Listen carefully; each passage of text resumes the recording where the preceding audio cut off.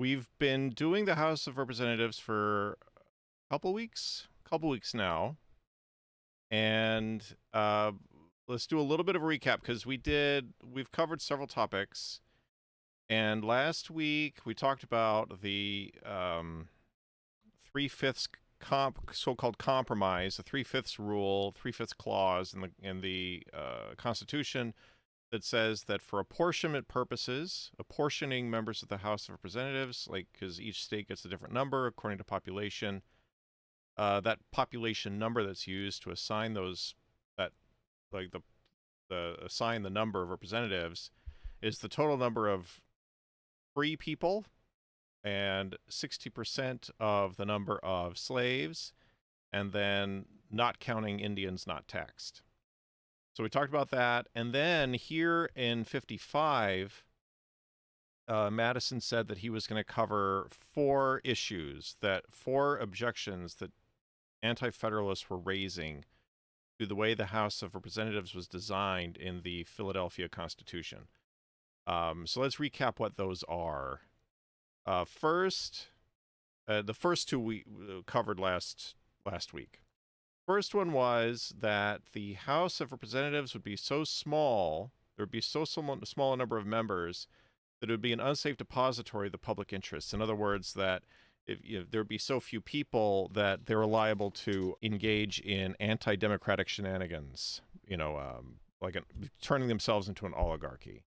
So that was the first objection, and then which Madison reacted to, I guess you could say. The second one was that they will not possess the proper knowledge of the local circumstances of their numerous constituents. In other words, if their districts are too large, or if there are only a few of them representing a state at large, they would not know enough about local issues, local circumstances. Also covered that one last week. And then third and fourth are the ones we're going to cover this afternoon. Thirdly, that they will be taken from that class of citizens, the representatives that are in the House will come from that class of citizens, which will sympathize least with the feelings of the mass of the people. In other words, they'll come from the elites rather than from the regular people. And then the fourth objection was that the number of representatives is not going to grow proportionally to the population of the country, was one of the objections. The way he words it here is that if defective as the number will be in the first instance, then there was the number of representatives, which was set at 65, pending the first census. It will be more and more disproportionate by the increase of the people and the obstacles which will prevent a correspondent increase of the representatives. Now, the Constitution does say that there will be a census every 10 years, and that's how you'll base apportionment. But I think this objection is saying that there will be motivations on the part of the members of Congress to prevent those censuses from happening, if I'm interpreting this correctly.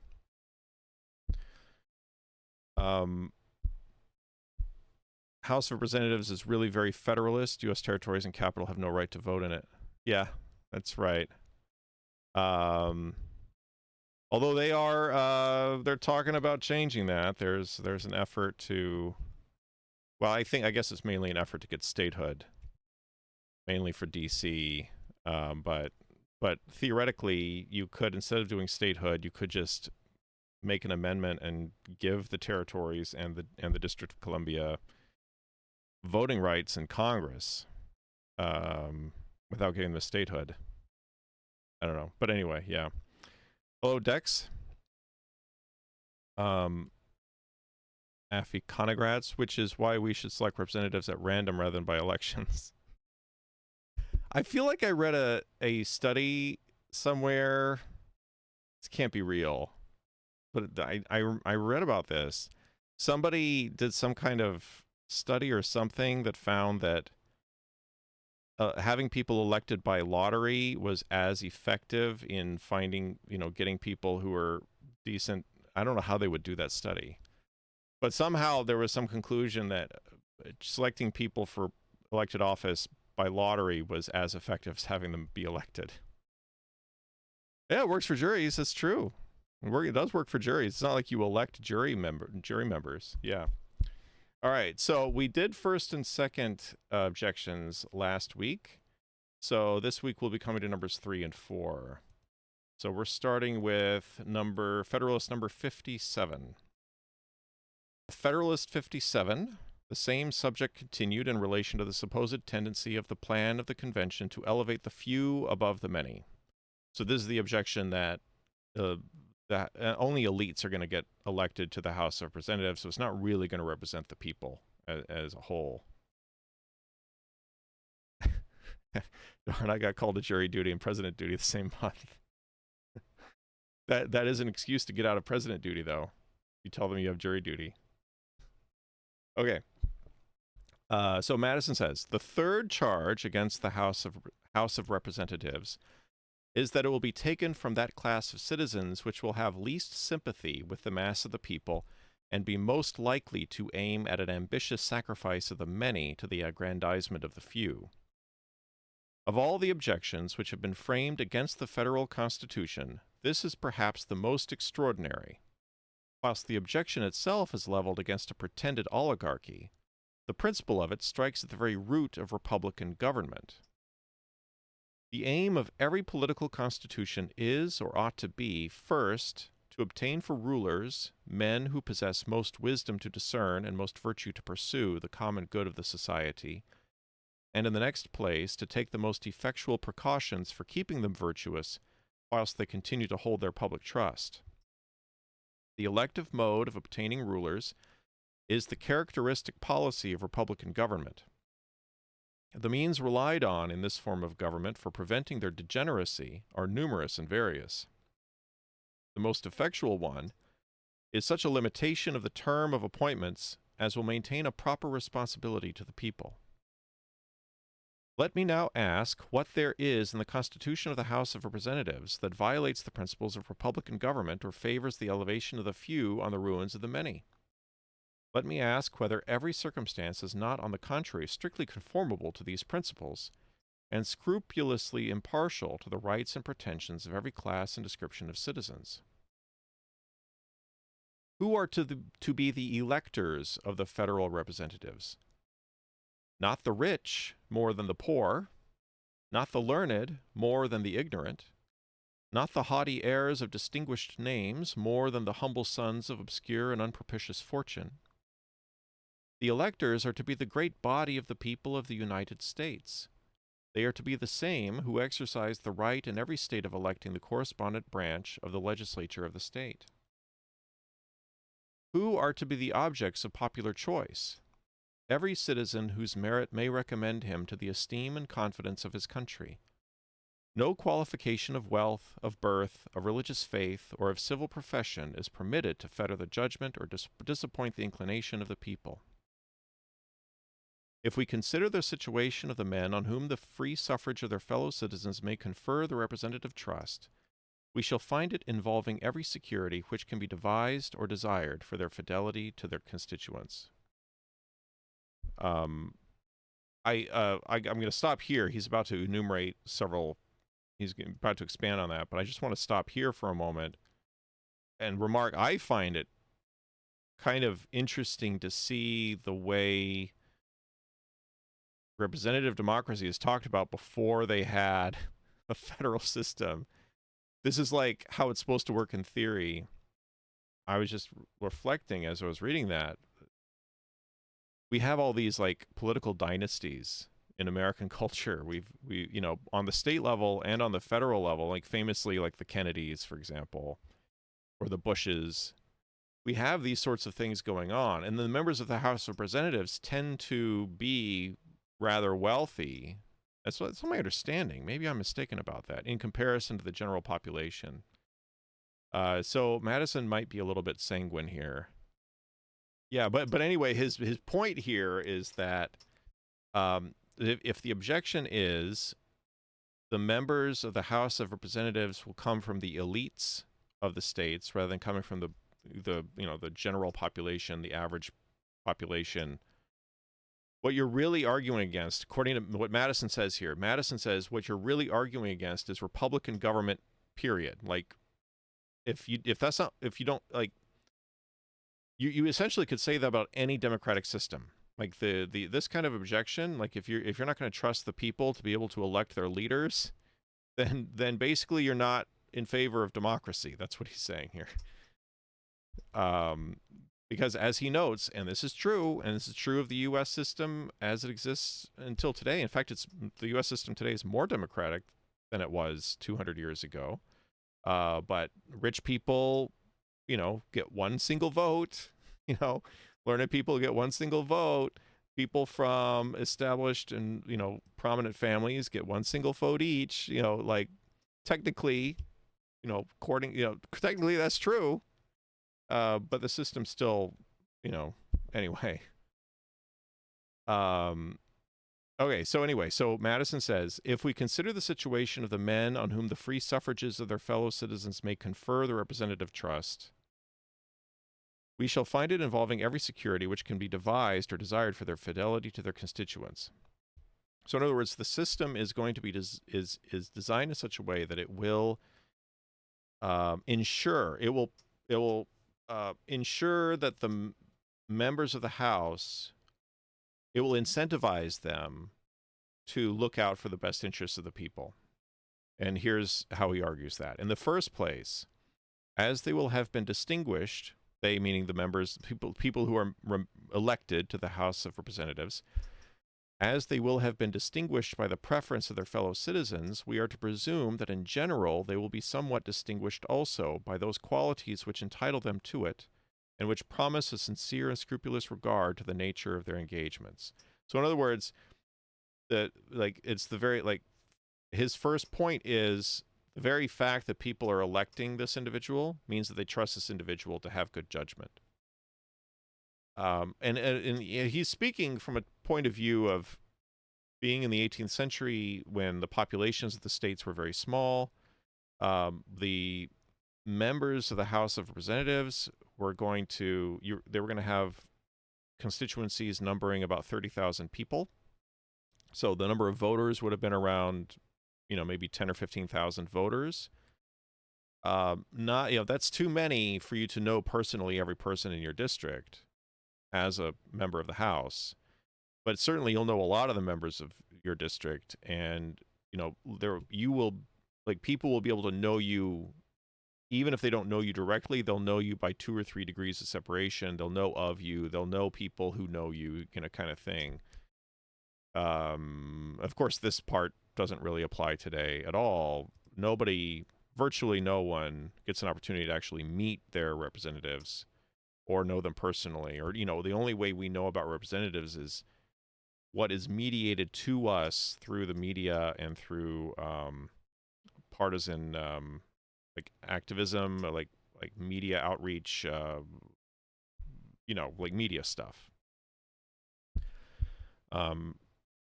Epiconograts, to be fair, there is something to be said for being raised and educated with the expectation of a life in government. Yeah. Are you referring to Madison and his class? That's how I'm reading it. Or are you or are you saying something monarchist? Maybe that's what you're saying. But yeah, I actually was thinking a little bit about government stuff, political dynasty observation. Oh yeah, that's right. Yeah. Yeah. I mean, that definitely does describe the Kennedys. I don't know if it describes the Bushes necessarily. It describes George Bush. But anyway. But yeah, I totally see that. And, I actually, on that point of being raised and educated with the expectation of a life in government, I actually always expected Chelsea Clinton to get involved in politics. I'm a little bit surprised she never did. Well, maybe I shouldn't be surprised at all. She got to see how the sausage was made and decided not to be a part of it. I expect a random Kennedy to be more informed politically than a random Morrison. Yes, I mean, that's an argument that monarchists will make, actually, that, I know you're not being a monarchist, but like there's that idea, like you come from a family called like the Kennedys, where like in the Kennedy household they talked about current events all the time and public policy, and like those kids grew up knowing a ton about those type of issues. They were very well informed. And yeah, that's, a lot of families that would not be the case. Dex, maybe the landowning requirement wasn't such a bad thing. Technically, U.S. citizenship of countless price. Oh my gosh, I got automated on that one. The Kennedys are less inbred than the Habsburgs. Yeah, I guess so. Yeah, okay, hold on, hold on. It's a little bit okay. So everybody always goes after that Habsburg chin, like that. That apparently like just encapsulates monarchy for so many people. But most monarchical families were not that bad, although they do tend to be pretty inbred. That's true. Oh my gosh, Tex, the Roosevelts. Okay. David Nassau's biography on Joe Kennedy went into his belief that his kids had a duty to public service because he had worked and made enough for them. Yep. Yeah. Queen Victoria's one and only source of the hemophilic gene in the European. Oh, is she? Oh, interesting. I didn't know that. I wonder if monarchical families, what's the word for the royal families? I wonder if royal families in Europe became more inbred over time as there were fewer and fewer royal families for them to be able to intermarry with. I suspect that in the Middle Ages it was not as common, like you had more potential partners. I haven't checked on that, so I don't know if that's true. It's just a speculation I have. So I wonder if in the Middle Ages, if royal families and like noble families in general, I wonder if they had as many of those recessive gene type issues as what you see showing up in the 19th and 20th centuries. Anyway, so that was his first point, saying that, to get back on track, when there are 800 kings just in the HRE. Yeah, exactly. Yeah, that's right. There were lots of options when you were a German nobleman. Lots of other little states that are comparable rank to you. Anyway, so Madison here is saying actually there are going to be safeguards against members of the House of Representatives acting against the public interest. One of those safeguards is that the mere fact that the people are electing this person will make them motivated. Like, well, not to make them motivated, but the fact that the people are choosing this person means they're choosing somebody that they trust will have good judgment. And then the second place, they will enter into the public service under circumstances which cannot fail to produce a temporary affection, at least to their constituents. Temporary affection, at least, to their constituents. There is in every breast accessibility to marks of honor, of favor, of esteem, and of confidence, which, apart from all considerations of interest, is some pledge for grateful and benevolent returns. So in other words, the person who's elected will be so grateful that they were elected that for at least a period of time, they will express their gratitude through showing, acting in the interest of the people that voted for them. Ingratitude is a common topic of declamation against human nature, and it must be confessed that instances of it are but too frequent and flagrant both in public and in private life. But the universal and extreme indignation which it inspires is itself a proof of the energy and prevalence of the contrary sentiment. All right, let me check on chat here. I thought the whole inbreeding thing was Bolshevik propaganda, and there were only a handful of first cousin marriages among royal houses in all of Europe since the fall of Rome. I suspect you're right. Now, I mean, the modern British royal family, well, maybe not modern, but like earlier on in the 20th century, there was some I mean, cousins were getting married, but I don't, but that's a very small slice of the timeline, and it's very recent. It's after, it's not the medieval period. So yeah, I'm inclined to suspect that medieval royal families were not inbred very much. We ought to expect a positive correlation between a person's ability and their constituents' perception of their ability. Yeah. According to Madison. I don't know. Maybe it would have been easier to do it that way in 1790, 1788, or what, he's writing in 1788. Maybe it would have been easier maybe that correlation would have been more likely back then. I mean, today it'd be hard to have that correlation because it's so hard for the general public to know their representatives. It's true. Africanograt's first cousin marriages have been pretty common through most of human civilization history. That is true. In some cultures, to a large extent, some cultures to less of an extent. I think in Europe in the Middle Ages, there's probably second cousin, third cousins marriages were probably more common than first cousin marriages. But out in the boonies, actually, most people lived out in the boonies in tiny farming villages. Actually, first cousin marriages were probably more common than I'm letting off for them. Yeah. But in towns, I think that was probably less common. Although you would get endogamy situations like the Jewish communities, for example, many of those were quite small in any given town. So anyway, I guess I'm saying both things at the same time.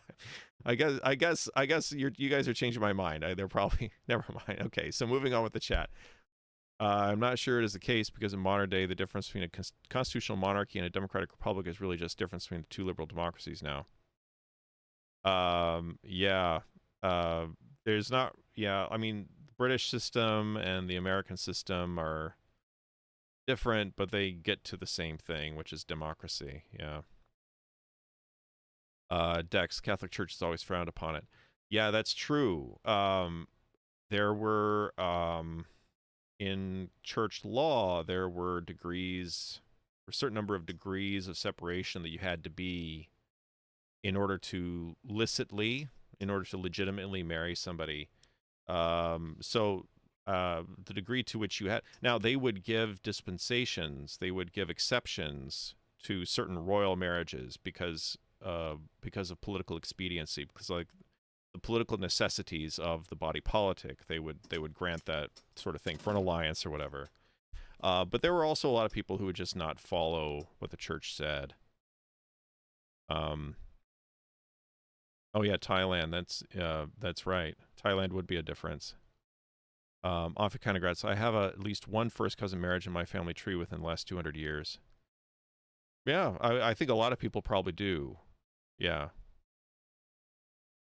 Depending on where they lived, and how rural they were. Yeah. Okay, so continuing on with Madison's argument. In the third place, those ties which bind the representative to his constituents are strengthened by motives of a more selfish nature. His pride and vanity attach him to a form of government which favors his pretensions and gives him a share in its honors and distinctions. Whatever hopes or projects might be entertained by a few aspiring characters, it must generally happen that a great proportion of the men deriving their advancement from their influence with the people would have more to hope from a preservation of their favor than from innovations in the government subversive of the authority of the people. In other words, since the representatives are being elected by the people, their political ambition is based on the people voting for them. So there's a synergy between the ambition and the personal, selfish ambition of the politician on the one hand, and the people's esteem on the other. If the representative, according to Madison, if the representative is going to embark on some program of subverting democracy and turning the country into an oligarchy or some other form of tyranny, he'd be undermining, he'd make the people not want to vote for him. So So that's his third point. I have iconocrats. I have 0 papists in my family tree. So, so if you had papists, you wouldn't have first cousin marriages. Well, if you go back far enough, if you're European, if you're of European descent and you go back far enough, there are papists back there. Anyway, all of these securities, however, would be found very insufficient without the restraint of frequent elections. Hence, in the fourth place, the House of Representatives is so constituted as to support in the members an habitual recollection of their dependence on the people. I like the way he phrased that. Since they're going to be reelected every 2 years, they're going to be habitually reminded of their dependence on the people by the fact that they're going to be reelected, going up for reelection. Before the sentiments impressed on their minds by the mode of their elevation can be effaced by the exercise of power, they will be compelled to anticipate the moment when their power is to cease, when their exercise of it is to be reviewed, and when they must descend to the level from which they were raised, there forever to remain, unless a faithful discharge of their trust shall have established a title to a renewal of it. So, members of the House, since they have 2-year terms, basically as soon as they're elected, they have to start running for re-election. I mean, that's the way the system works now. Because, members of the House of Representatives are constantly in re-election mode, calling constituents, talking to donors, asking people for donations and stuff. They're like that. They're on that constant treadmill. They never get to stop and relax. And according to Madison, that's by design. Not that Madison anticipated modern election practices, but Madison anticipated the idea that as soon as you've been elected, not long after that, you have to start thinking about your next election. All right, so let me get caught up on chat. My ancestors went straight from painting themselves blue to being Presbyterians. I suspect there was a Catholic phase in there in between those two things. I don't think you went straight from Pictish to Presbyterian. There's a few hundred years in between there. The only absolute monarchy in modern Western world is really just Vatican City. Yes. Yeah, I think that's right. Like, does Eswatini count, or Lesotho count as Western world? I think Eswatini's a absolute monarchy. But yeah, like the only other ones I can think of are in Asia. Yeah. Africanics, we've been complaining about the absurd length of American election cycles, and here we are finding out that Madison meant for this all along. Yeah. I'd trade political freedom if it meant it didn't get 500 texts, to be honest. I think you can unsubscribe from those. Anyway, I can't help but think it's your own fault for getting texts. Like, why are you giving them your number? I never get texts from political campaigns. Okay, so the length of the election cycle, that's really just an inevitable. People hate that. People dump on that all the time. But it's inevitable when you have a scheduled election. Like, you can't avoid it. The only reason a country like the UK has a really short election cycle is because you never know when the election is going to be. They spring it on you like a surprise. We're going to have an election in 4 weeks, and everybody scrambles. But since we know ahead of time, you can predict 100 years from now, when the 21-24 elections be. You can pinpoint the exact date. So because of that, it's just a natural outgrowth of that. And I think that's true of other countries too. If you look at other countries where they have scheduled elections, their election cycles are really long too. I will add, as a fifth circumstance in the situation of the House of Representatives, restraining them from oppressive measures, that they can make no law which will not have its full operation on themselves and their friends, as well as on the great mass of the society. This has always been deemed one of the strongest bonds by which human policy can connect the rulers and the people together. It creates between them that communion of interest and sympathy of sentiments, of which few governments have furnished examples, but without which every government degenerates into tyranny. What he's referring to here is the fact that laws apply to everyone equally. It's not like the person making the law is exempt from the law. Which in medieval Europe, you had different legal system or different sets of laws applying to people of different classes. And so that would be the case. Like, it's easy to make a law and not worry about the consequences. At least this would be Madison's reasoning. It's easy to make a law and not worry about the consequences, how it would affect you or your friends, when you know it's not going to actually apply to you or your friends. So that's Madison's point here. In our system, everyone is, like, the law applies to everyone equally.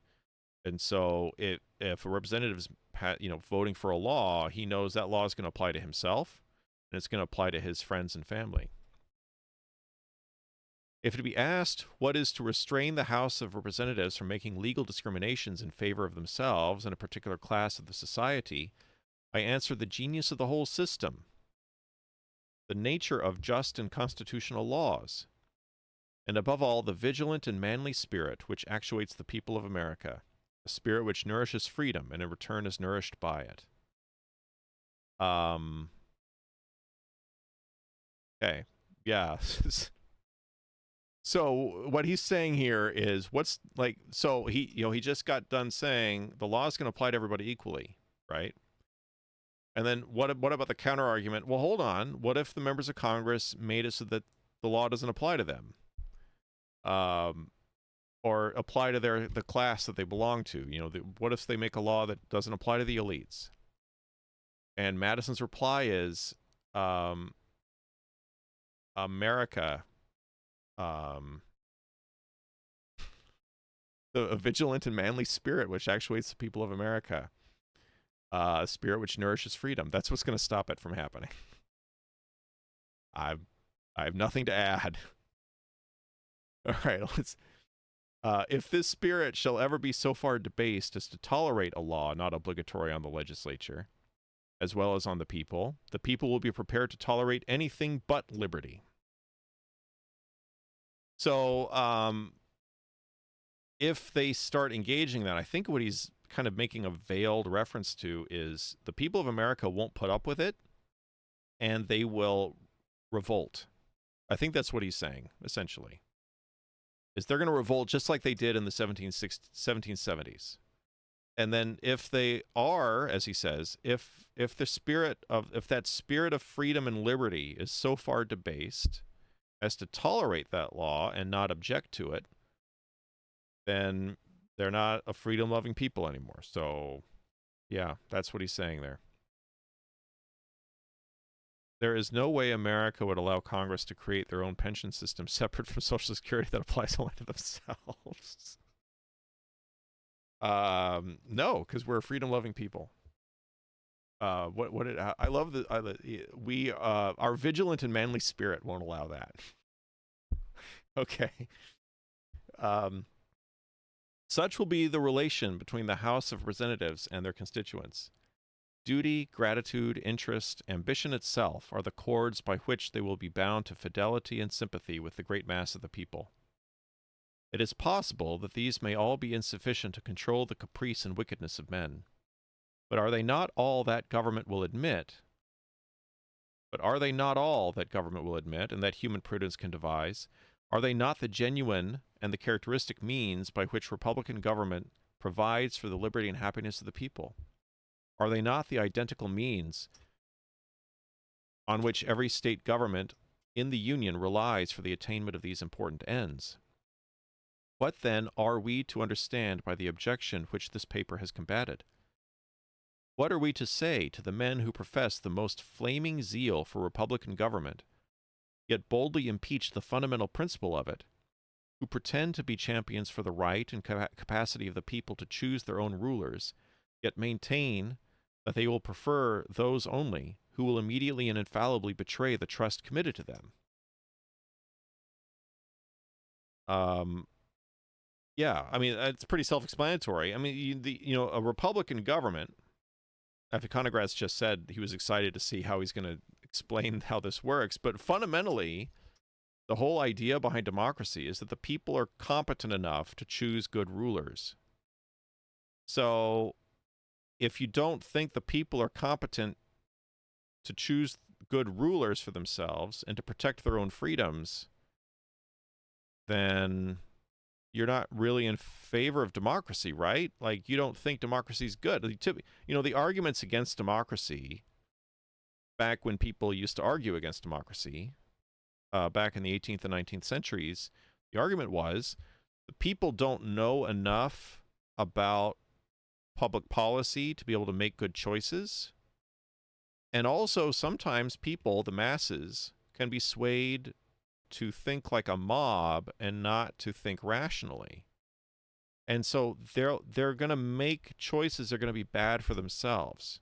So you need a class of people who are in a position of rulership that can make the good choices on behalf of the people. That kind of sentiment is very offensive to modern people, because modern people are like, how dare you say that the common man, blah, blah, blah.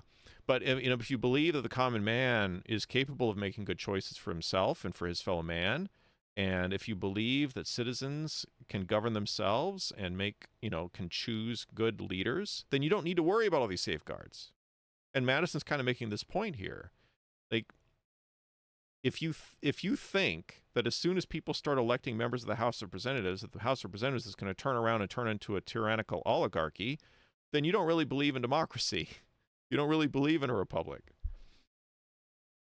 Were the objection to be read by one who had not seen the mode prescribed by the Constitution for the choice of representatives, he could suppose nothing less than that some unreasonable qualification of property was annexed to the right of suffrage, or that the right of eligibility was limited to persons of particular families or fortunes, or at least that the mode prescribed by the state constitutions was, in some respect or other, very grossly departed from. We have seen how far such a supposition would err as to the two first points. Nor would it, in fact, be less erroneous as to the last. The only difference discoverable between the two cases is that each representative of the United States will be elected by 5,000 or 6,000 citizens, whilst in the individual states the election of a representative is left to about as many hundred. Will it be pretended that this difference is sufficient to justify an attachment to the state governments and an abhorrence to the federal government? If this be the point on which the objection turns, it deserves to be examined. So the idea here being, if you're going to assume that the state governments, they're okay and they are a reasonable representative of the will of the people, when the members of those legislatures are elected by a few hundred electors, because the legislative districts would be very tiny in a given state. But he's saying, Madison's saying, are you really saying that if a member of a state legislature who's elected when he's elected by a few hundred people, that's okay? But when you have a member of Congress who's elected by a few thousand people, that's not okay. So he's going to dive into some numbers here with regard to that. Is it supported by reason?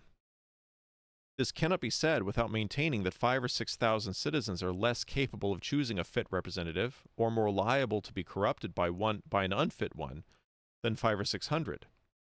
Reason, on the contrary, assures us that as in so great a number a fit representative would be most likely to be found, so the choice would be less likely to be diverted from him by the intrigues of the ambitious or the bribes of the rich. Is the consequence from this doctrine admissible? If we say that 500 or 600 citizens are as many as can jointly exercise their right of suffrage, must we not deprive the people of the immediate choice of their public servants in every instance, where the administration of the government does not require as many of them as will amount to one for that number of citizens? Is the doctrine warranted by facts? It was shown in the last paper that the real representation in the British House of Commons very little exceeds the proportion of 1 for every 30,000 inhabitants. Besides a variety of powerful causes not existing here, and which favor in that country the pretensions of rank and wealth, no person is eligible as a representative of a county unless he possesses real estate of the clear value of £600 sterling per year, nor of a city or borough unless he possesses a like estate of half that annual value. To this qualification, on the part of the county representatives, is added another on the part of the county electors, which restrains the right of suffrage to persons having a freehold estate of the annual value of more than £20 according to the present rate of money. Notwithstanding these unfavorable circumstances, and notwithstanding some very unequal laws in the British Code, it cannot be said that the representatives of the nation have elevated the few on the ruins of the many. But we need not resort to foreign experience. So he says, look at the British example. You have a British example where you have property requirements to be elected, which don't exist in the U.S., don't exist under the new under the proposed constitution, but in Britain they have that. Notwithstanding the fact that they have these property requirements, which are actually quite large, the House of Commons still advocates for the well-being of the people, according to Madison. So he's saying if that was the case there, then why wouldn't it, even more so, apply in the case of the U.S., where there's no property requirement for being elected? But we need not resort to foreign experience on this subject. Our own is explicit and decisive. The districts in New Hampshire, in which the senators are chosen immediately by the people, are nearly as large as will be necessary for her representatives in the Congress. Those of Massachusetts are larger than will be necessary for that purpose, and those of New York still more so. In the last state, the members of Assembly for the cities and counties of New York and Albany are elected by very nearly as many voters as will be entitled to a representative in the Congress, calculating on the number of 65 representatives only. It makes no difference that in these senatorial districts and counties a number of representatives are voted for by each elector at the same time. If the same elector, in other words, he's talking about multi-member districts in some of these states, like in New York. Like they would have a district and then there'd be several members elected from that same district, which was a common practice back then. It's not done anymore, but back then that was not unusual. If the same electors at the same time are capable of choosing 4 or 5 representatives, they cannot be incapable of choosing one. Pennsylvania is an additional example. Some of her counties, which elect her state representatives, are almost as large as her districts will be, by which her federal representatives will be elected. The city of Philadelphia is supposed to contain between 50 and 60,000 souls. It will, therefore, form nearly 2 districts for the choice of federal representatives. It forms, however, but one county, in which every elector votes for each of its representatives in the state legislature. And what may appear to be still more directly to our purpose, the whole city actually elects a single member for the executive council. This is the case in all the other counties of the state. Are not these facts the most satisfactory proofs of the fallacy which has been employed against the branch of the federal government under consideration? Has it appeared on trial that the senators of New Hampshire, Massachusetts, and New York, or the Executive Council of Pennsylvania, or the members of the Assembly in the 2 last states, have betrayed any peculiar disposition to sacrifice the many to the few, or are in any respect less worthy of their places than the representatives and magistrates appointed in other states by very small divisions of the people? But there are cases of a stronger complexion than any which I have yet quoted. One branch of the legislature of Connecticut is so constituted that each member of it is elected by the whole state. So is the governor of that state, of Massachusetts, and of this state, which is New York, and the president of New Hampshire. I leave every man to decide whether the result of any one of these experiments can be said to countenance a suspicion that a diffusive mode of choosing representatives of the people tends to elevate traitors and to undermine the public liberty. Publius. Okay. So, now we're moving on to 58. Oh, your version is abridged. Which publication is yours? There were some different versions. This is like the 2nd edition, what I'm reading. Yeah, so I don't know the details of like the publication history, but I know some of them were different, because what happened was they were published in the papers in 1787-88, and then they were collected together by Hamilton in May of 1788 and published for the first time. And then there was this edition. I don't remember the name of the editor. This is the 1802 edition, where some of them were like revised or redone. some of the essays. And then there was a third edition that came out like around 1818 or somewhere around then, when Madison went back and revised some of the papers, if I remember correctly. Yeah, so there are some textual differences in some of the essays. Sometimes it does get a little bit, yeah, is this the one? There was one somewhere along this stretch in the 50s where there was a substantial difference. I don't think it was number 56. There was, or 57. There was one of them, though, where it did read quite differently. Oh, you're reading the New York Packet version on the Yale website.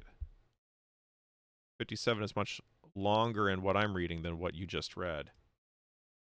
Let me see. This was longer. This looks short.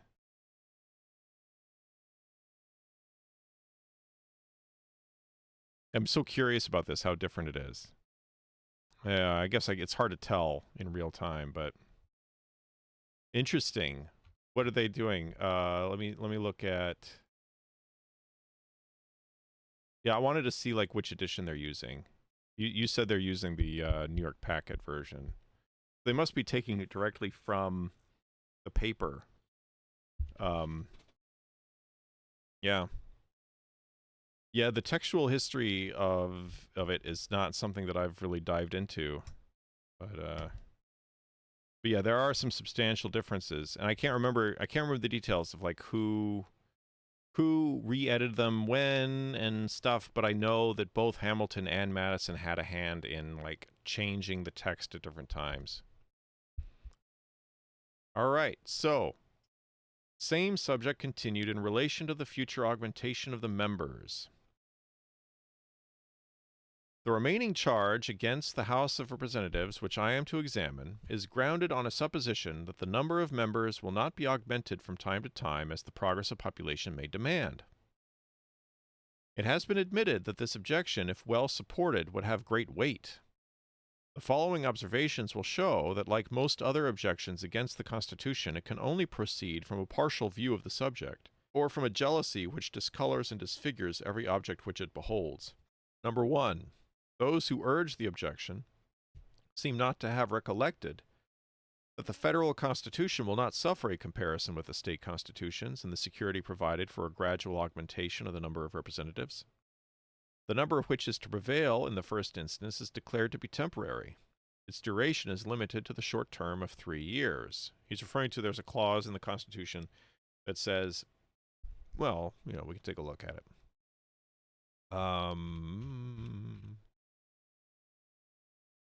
In Article 1, Section 2, the actual enumeration shall be made within 3 years after the first meeting of the Congress of the United States. That took place in 1789. So, therefore, they had to do the census within 3 years of that. So, by 1792, they were required to do a census, and then within every 10 years after that. So, no more than every 10 years after that, in such manner as they shall by law direct, and the number of representatives shall not exceed 1 for every 30,000. But that would be the basis for apportionment. So he's saying it's written in there. That we're starting with 65, but that's going to change. Within 3 years, they have to do a census, and then they have to reapportion. Within every successive term of 10 years, a census of inhabitants is to be repeated. The unequivocal objects of these regulations are, first, to readjust from time to time the apportionment of representatives to the number of inhabitants, under the single exception that each state shall have 1 representative at least. Secondly, to augment the number of representatives at the same periods, under the sole limitation that the whole number shall not exceed 1 for every 30,000 inhabitants. If we review the constitutions of the several states, we shall find that some of them contain no determinate regulations on this subject, that others correspond pretty much on this point with the federal constitution, and that the most effectual security in any of them is resolvable into a mere directory provision. That is true, and that remained the case. I think I've talked about this before. I can't remember if I have, but in the 20th century, I think this was also the case sometimes in the 19th century, but it was notorious in the 20th century, where states did not reapportion for decades. They went 40, 50 years without reapportioning without redistricting on the state level for state legislature. Even as the cities grew much larger in size, the state legislature just declined to redistrict. And so there was a great disparity in the population sizes of the different districts in some states.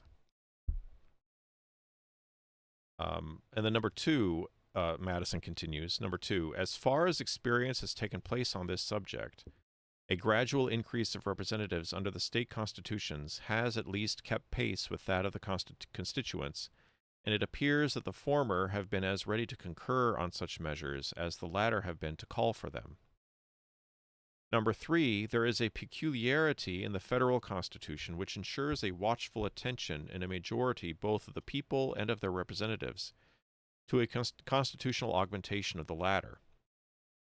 The peculiarity lies in this, that one branch of the legislature is a representation of citizens, the other of the states. In the former, consequently, the larger states will have most weight. In the latter, the advantage will be in favor of the smaller states. From this circumstance, it may with certainty be inferred that the larger states will be strenuous advocates for increasing the number and weight of that part of the legislature in which their influence predominates. And it so happens that 4 only of the largest will have a majority of the whole votes in the House of Representatives. Should the representatives or people, therefore, of the smaller states oppose at any time a reasonable addition of members, a coalition of a very few states will be sufficient to overrule the opposition. A coalition which, notwithstanding the rivalship and local prejudices which might prevent it on ordinary occasions, would not fail to take place when not merely prompted by common interest, but justified by equity and the principles of the Constitution. So what he's saying here is that since the House of Representatives is apportioned according to population, a few states will have very large delegations. And it will always be in the best interest of the large population states to increase, to have that census to show that they are increasing the number of members, their members in the Congress. And so they will always be incentivized to call for a new census.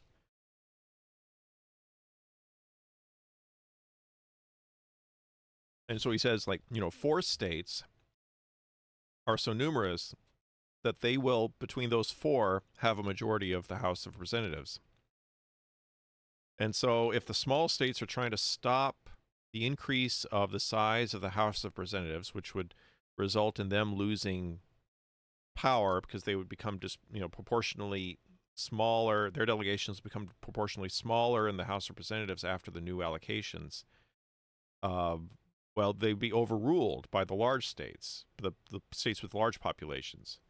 So it's actually built in, the fact that a few states will dominate the House of Representatives. Madison says here, that's not a bug, that's a feature. That's actually something that is a protection of the people, because those states will be incentivized to make sure they keep doing the census every year, every 10 years. It may be alleged, perhaps, that the Senate would be prompted by like motives to an adverse coalition. And as their concurrence would be indispensable, the just and constitutional views of the other branch might be defeated. This is the difficulty which has probably created the most serious apprehensions in the jealous friends of a numerous representation. Fortunately, it is among the difficulties which existing only in appearance, vanish on a close and accurate inspection.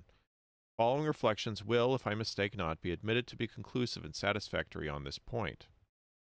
So he's going to address the potential objection here, what about the Senate, where states with small populations are disproportionately represented in the Senate. The Senate is designed for the small states, and they might block a new census in the Senate. So Madison's going to address that. Notwithstanding the equal authority which will subsist between the 2 houses on all legislative subjects, except the originating of money bills. So, money bills or revenue bills can only start in the House of Representatives. They cannot be introduced in the Senate. But otherwise, any bill can be introduced in either house. It cannot be doubted that the House composed of the greater numbers when supported by the more powerful states and speaking the known and determined sense of a majority of the people, will have no small advantage in a question depending on the comparative firmness of the two houses. This advantage must be increased by the consciousness felt by the same side of being supported in its demands by right, by reason, and by the Constitution, and the consciousness on the opposite side of contending against the force of all these solemn considerations.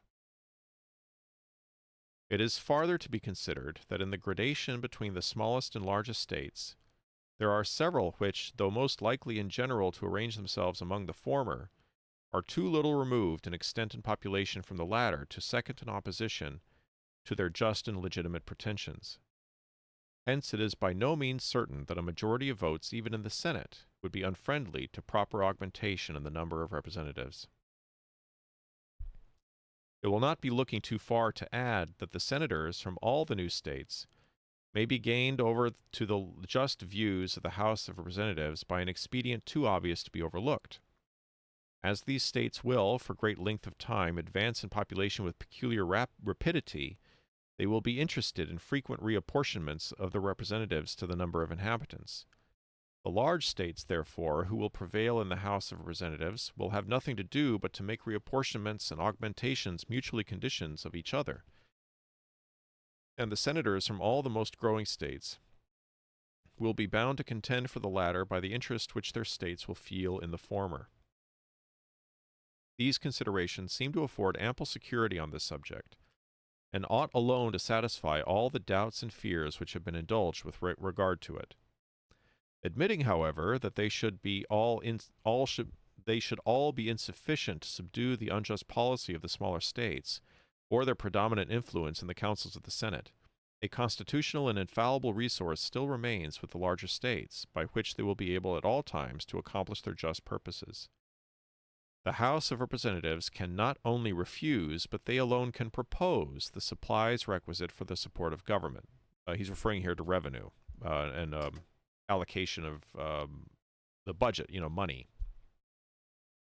They, in a word, hold the purse, that powerful instrument by which we behold in the history of the British Constitution an infant and humble representation of the people, gradually enlarging the sphere of its activity and importance, and finally reducing, as far as it seems to have wished, all the overgrown prerogatives of the other branches of the government. This power over the purse may in fact be regarded as the most complete and effectual weapon with which any constitution can arm the immediate representatives of the people for obtaining a redress of their grievance, and for carrying into effect every just and salutary measure. But will not the House of Representatives be as much interested as the Senate in maintaining the government in its proper functions, and will they not therefore be unwilling to stake its existence or its reputation on the pliancy of the Senate? Or if such a trial of firmness between the two branches were hazarded, would not the one be as likely first to yield as the other? These questions will create no difficulty with those who reflect that in all cases, the smaller the number, and the more permanent and conspicuous the station of men in power, the stronger must be the interest which they will individually feel in whatever concerns the government. Those who represent the dignity of their country in the eyes of other nations will be particularly sensible to every prospect of public danger, or of a dishonorable stagnation in public affairs. To those causes we are to ascribe the continual triumph of the British House of Commons over the other branches of the government, whenever the engine of a money bill has been employed. An absolute inflexibility in the side of the latter, although it could not have failed to involve every department of the state in the general confusion, has neither been apprehended nor experienced. The utmost degree of firmness that can be displayed by the federal Senate or President will not be more than equal to a resistance in which they will be supported by constitutional and patriotic principles. In this review of the Constitution of the House of Representatives, I have passed over the circumstance of economy, which in the present state of affairs might have had some effect in lessening the temporary number of representatives, and a disregard of which would probably have been as rich a theme of declamation against the Constitution as has been furnished by the smallness of the number proposed. I omit also any remarks on the difficulty which might be found under present circumstances, to engaging in the federal service a large number of such characters as the people will probably elect. One observation, however, I must be permitted to add on this subject, as claiming, in my judgment, a very serious attention. It is that in all legislative assemblies, the greater the number composing them may be, the fewer will be the men who will in fact direct their proceedings. In the first place, the more numerous any assembly may be, of whatever characters composed, the greater is known to be the ascendancy of passion over reason. In the next place, the larger the number, the greater will be the proportion of members of limited information and of weak capacities. Now it is precisely on characters of this description that the eloquence and address of the few are known to act with all their force. In the ancient republics, where the whole body of the people assembled in person, a single orator, or an artful statesman, was generally seen to rule with as complete a sway as if a scepter had been placed in his single hands. On the same principle, the more multitudinous a representative assembly may be rendered, the more it will partake of the infirmities incident to the collective meetings of the people. Ignorance will be the dupe of cunning, and passion the slave of sophistry and declamation. The people can never err more than in supposing that by multiplying their representatives beyond a certain limit, they strengthen the barrier against the government of a few. This paragraph, I'm just going to interrupt Madison right here. Last week, we talked about the size of the House of Representatives and talked about this idea of increasing the number of the members of the House of Representatives. And I think I said then that I had not watched Mr. Beat's video about that. I did watch it last weekend. Mr. Beat made that video about the size of the House of Representatives and whether it should be increased, because the idea is that a modern member of the House of Representatives represents like 750,000 people or something, somewhere around that. And there are people who say, oh, that's too many people in a constituency. You never get to know your member of the House, and and so it should be increased. And he had that guy on there. I can't remember now the details of the video. He had a guy in there, and he was talking about, I think he said there should be 6,000 members or something. I can't remember what he said. Some crazy big number of the House. But yeah, I'm reminded of that reading this paragraph. Oh my gosh. I'm just looking at the chat. I have not noticed the House being as interested as the Senate in maintaining the government and its proper functions. Well, I mean, if you're comparing it to the Senate, it might be a close call. I mean, sometimes the Senate can be dysfunctional also. I've also not noticed the dignity of the country in the eyes of other nations has not discouraged dishonorable stagnation in public affairs as much as Madison apparently anticipated it would. Yeah, it's interesting when Madison, he will from time to time talk about how, to make that point, and it's like, yeah, I don't know how many Americans really care about what people in other countries think about Americans. I mean, obviously, no American actually wants gridlock. No American actually wants politicians to get in the way of action. It's just that they disagree about what that action should be, and so that they prefer the gridlock over the other side winning, I guess.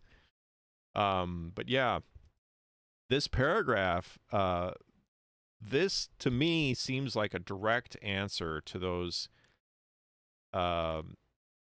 those complaints people are saying that House districts have too many people now. We need to increase the size of the House. I was actually studying the history of this whole thing and how the apportionment bill in 1929 and all that. I think I talked about that a little bit last week.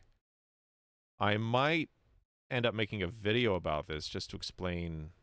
I guess I should check and see what other people on YouTube have done, like what other videos say about it. Maybe it's already been covered, but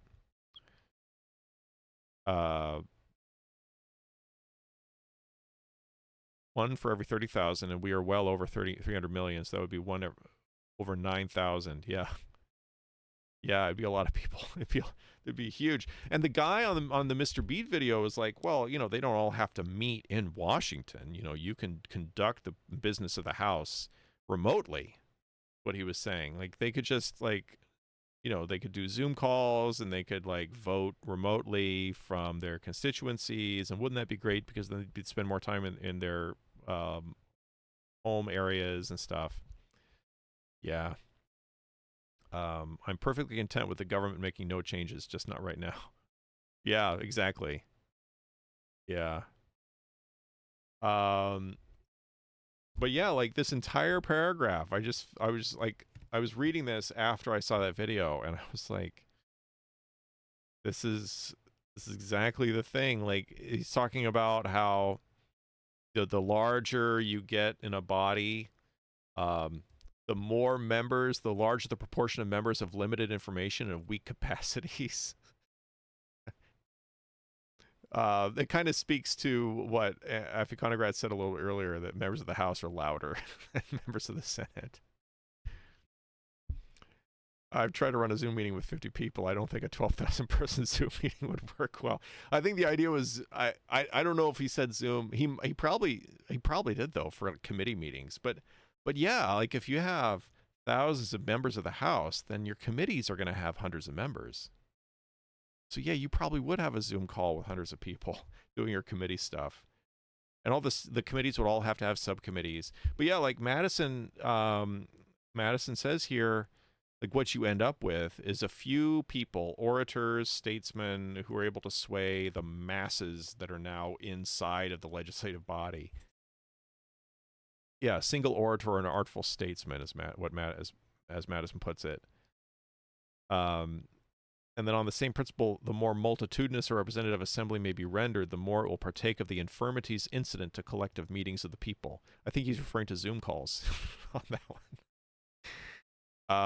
Okay, and then Madison continues, ignorance will be the dupe of cunning, and passion the slave of sophistry and declamation. The people can never err more than in supposing that by multiplying their representatives beyond a certain limit, they strengthen the barrier against the government of the few. I believe I haven't finished researching. It's something I've started, and it's not a priority because I've got other projects I'm trying to get done quicker. But if I do end up making a video about this, I think what I've learned so far is that the 435 number for the size of the House, that was set after the 1910 census. They went up to 435, and then it was frozen. And then in 1929, it was frozen because after the 1920 census, there was gridlock in Congress, and they couldn't agree on a reapportionment, so it just didn't happen. And then at the end of the 20s, they actually changed it so that it would always be 435. And that was to deal with problems in the House, problems with it getting too big. I think that's why. I guess I have to do more research to know for sure. Anyway, the people can never err more than in supposing that by multiplying their representatives beyond a certain limit, they strengthen the barrier against the government of a few. Experience will forever admonish them that, on the contrary, after securing a sufficient number for the purposes of safety, of local information, and of diffusive sympathy with the whole society, they will counteract their own views by every addition to their representatives. So here's Madison's test. Actually, Madison gives you a little bit of an actual how to know when it's big enough and when you need to stop making it bigger. So you need a sufficient number for the purposes of safety. In other words, if you have a House of Representatives that only has 10 members, according to Madison and according to the Anti-Federalists, you're in danger of those 10 members usurping power and turning themselves into an oligarchy or into a junta. Okay, so you need to have enough members of the House to prevent them from conspiring to form a junta. So you need, a certain size beyond that. Presumably 65 is okay because 65 was the original number. So presumably 65 is big enough for that.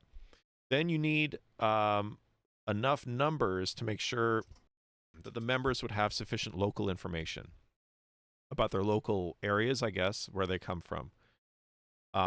He doesn't really say what the number is. I have no idea what that number is supposed to be. Of course, that would be different now than it would have been back then because of population change. And then diffusive sympathy with the whole society. And I don't know what the number for that would be, but that would be his other test. So as long as you have enough, you need to have a minimum number to meet those criteria. So let's say, for example, according to Madison, okay, we're going to have a hypothetical time traveling Madison who comes to today and looks at our modern system. He sees 435 members of the House. Would he think that's too few? Would he think that 435 is not enough to make sure that each member has sufficient local information? Would he think that 435 is not enough to make sure that there's diffusive sympathy with the whole society, which I'm not exactly sure what he means by that, but probably having a variety of backgrounds and people coming from a variety of different backgrounds, is 435 enough for that? If it's enough for that, then Madison would say that's good enough. Everything else he said in here is saying that, he said, actually, he says it right here. If you go beyond that, if you make the number bigger than that, you're actually making it worse. You're making it less responsive to the people and more prone to demagoguery and oligarchy.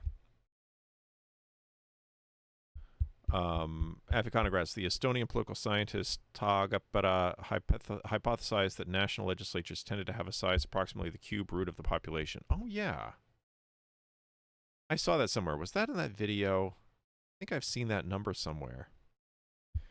So what's the cube root of 331 million? Curious now. Actually, I should not be looking this up. I should have chat check for me. Chat, what's the cube root of 331 million? You tell me what it is. I'm not going to figure it out. I suspect it's bigger than 435. 0.1 p to the 0.45 is more accurate. Oh, because is that how you get to 435? All right, somebody get on that, or I'm going to have to do the math, because I want to know if 435 is big enough. 700. Okay. I wonder what Madison would think of that, if 700 would be a better number than 435. I'm also curious to know what Hamilton thinks, because, of course, Madison's writing this, most likely. And I'd be interested in knowing Hamilton's opinion on this. And I don't know if he ever expressed one about it. Okay. Experience will forever admonish them that, on the contrary, after securing a sufficient number for the purposes of safety, of local information, and of diffusive sympathy with the whole society, they will counteract their own views by every addition to their representatives. The countenance of the government may become more democratic, but the soul that animates it will be more oligarchic. So he says it might appear to be more democratic by having more members of the House. The countenance, the appearance, will be more democratic, but the soul of it will be more oligarchic. The machine will be enlarged, but the fewer and often the more secret will be the springs by which its motions are directed. As connected with the objection against the number of representatives may properly be here noticed that which has been suggested against the number made competent for legislative business. It has been said that more than a majority ought to have been required for a quorum, and in particular cases, okay, so he's moving on to his second point. Let me just check here. 0.1 p to the 0.45 is about 680 for the U.S. Different formula for bicameral versus unicameral. Okay. So what is it for bicameral? Oh, yeah, because, like, if you're adding the senators into the mix, that's 535. So, it's approaching the right number then. I've got to read up on that literature, and see what the people are saying about it. Yeah, I'm not a political scientist either, so I don't know. Okay, so now he's moving into another point, which is, or another objection from anti-federalists, which is that you shouldn't have to be able to just have majority, like 50% plus one, to pass a law. And this is actually another part of the Federalist Papers of this essay that is relevant to today, because it touches on our filibuster and cloture rules in the Senate. All right, so Madison says, as connected with the objection against the number of representatives, may properly be here noticed that which has been suggested against the number made competent for legislative business. In other words, the number required for passing bills into law. It has been said that more than a majority ought to have been required for a quorum, and in particular cases, if not in all, more than a majority of a quorum for a decision. That some advantages might have resulted from such a precaution cannot be denied. It might have been an additional shield to some particular interests, and another obstacle generally to hasty and partial measures.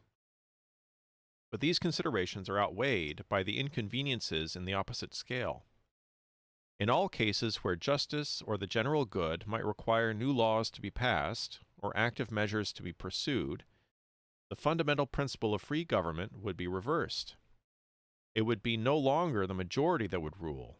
The power would be transferred to the minority. Were the defensive privilege limited to particular cases, an interested minority might take advantage of it to screen themselves from equitable sacrifices to the general weal, or in particular emergencies to extort unreasonable indulgences. Lastly, it would facilitate and foster the baneful practice of secessions, a practice which has shown itself even in states where a majority only is required, a practice subversive of all the principles of order and regular government, a practice which leads more directly to public convulsions and the ruin of popular governments than any other which has yet been displayed among us. Publius. So in the U.S. Senate, there is the filibuster rule where a senator can filibuster a bill, which means not like they'll keep debate open and they can never come to a vote on the bill. And in order to override a filibuster, you have to have 60% vote to override the filibuster. And what that effectively means is that any bills that are filibusterable can only pass with 60% approval of the Senate. So that effectively, that is doing this thing that he's referring to, where there were people at the time saying 50% plus one is too low. You have to make sure that laws are passed with a larger percentage. Well, in the Senate, effectively, it's 60% for a lot of bills. The rules are different for different types of bills. But what he's saying here is what would happen. He says what would happen is it would no longer be the majority that would rule. The power would be transferred to the minority. And that's effectively what happens in the Senate, is that you have the minority where the defensive privilege limited to particular cases, an interesting minority might take advantage of it to screen themselves from equitable sacrifices to the general weal, which arguably is something that happens in the Senate. How does requiring supermajorities encourage secession? Oh, yeah, okay, so let's take a look at this. Let's see. It would facilitate and foster the baneful practice of secessions. Is he talking about... I actually wondered this when I read it before. Is he talking about secession where you're actually departing from the country? Or is he talking about some other meaning of secession? Because looking at context, a practice which has shown itself even in states where a majority only is required, a practice subversive of all principles of order and regular government. So is he referring to U.S. states here when he says that? Even in states where a majority only is required? So maybe he's not talking about secession in the political sense. But it does say public convulsions, ruin of popular governments, any other which has yet been displayed. Yeah. Minorities hiding and not showing up to legislative sessions. Oh, yeah, he might be meaning that. Let me see if I can take a quick I shouldn't do this during stream. Check. Who knows how long it'll take me to... Oh, talk about... We're on 58, aren't we? Yeah, we're on 58. Yeah, I'll have to do some digging and see of what the meaning is of that. What he's actually referring to there.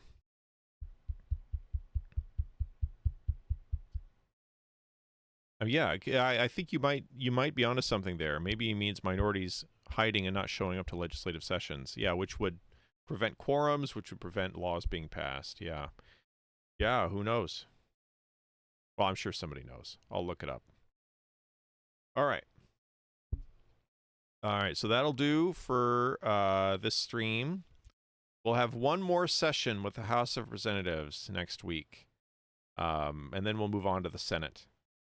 And we'll eventually, pretty soon, next, I think 2 or 3 weeks from now, we'll get the next John Jay essay. We haven't seen John Jay in a while.